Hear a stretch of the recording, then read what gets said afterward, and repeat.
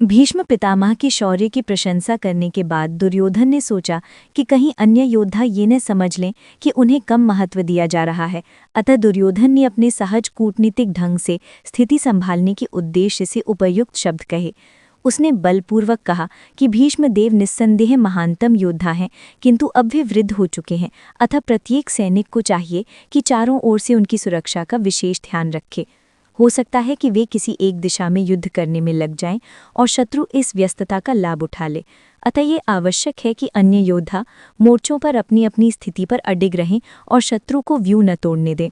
दुर्योधन को पूर्ण विश्वास था कि कुरुओं की विजय भीष्मदेव की उपस्थिति पर निर्भर है।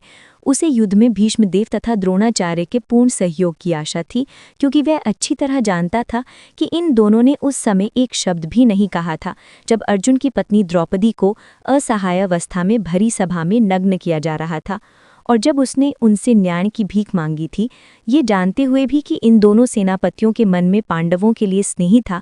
दुर्योधन को आशा थी कि वे इस स्नेह को उसी तरह त्याग देंगे जिस तरह उन्होंने द्यूत क्रीड़ा के अवसर पर किया था। कुरुवंश के वयोवृद्ध पितामह अपने पौत्र दुर्योधन का मनोभाव जान गए और उसके प्रति अपनी स्वाभाविक दयावश उन्होंने उसे प्रसन्न करने के लिए अत्यंत उच्च स्वर से अपना शंख बजाया, जो उनकी सिंह के समान स्थिति के अनुरूप था। अप्रत्यक्ष रूप में शंख के द्वारा प्रतीकात्मक ढंग से उन्होंने अपने हताश पौत्र दुर्योधन को बता दिया कि उन्हें युद्ध में विजय की आशा नहीं है, क्योंकि दूसरे पक्ष में साक्षात भगवान श्री कृष्ण हैं। फिर भी युद्ध का मार्गदर्शन करना उनका कर्तव्य था और इस संबंध में वे कोई कसर नहीं रखेंगे। तत्पश्चात शंख, नगाड़े, बिगुल, तुरही तथा सींग सहसा एक साथ बज उठे। वह समवेत स्वर अत्यंत कोलाहलपूर्ण था। भीष्मदेव द्वारा बजाए गए शंख की तुलना में कृष्ण तथा अर्जुन के शंखों को दिव्य कहा गया है। दिव्य शंखों के नाद से यह सूचित हो रहा था कि दूसरे पक्ष की विजय की कोई आशा न थी, क्योंकि कृष्ण पांडवों के पक्ष में थे।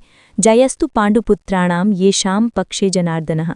जय सदा पांडु के पुत्र जैसों की होती है, क्योंकि भगवान कृष्ण उनके साथ हैं, और जहाँ जहाँ भगवान विद्यमान हैं वहीं वहीं लक्ष्मी भी रहती हैं, क्योंकि वे अपने पति के बिना नहीं रह सकती।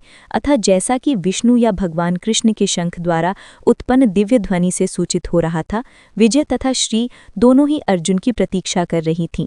इसके अतिरिक्त जिस रथ में दोनों मित्र आसीन थे वह अर्जुन को अग्नि देवता द्वारा प्रदत्त था, और इससे सूचित हो रहा था कि तीनों लोकों में जहाँ कहीं भी ये जाएगा वहाँ विजय निश्चित है।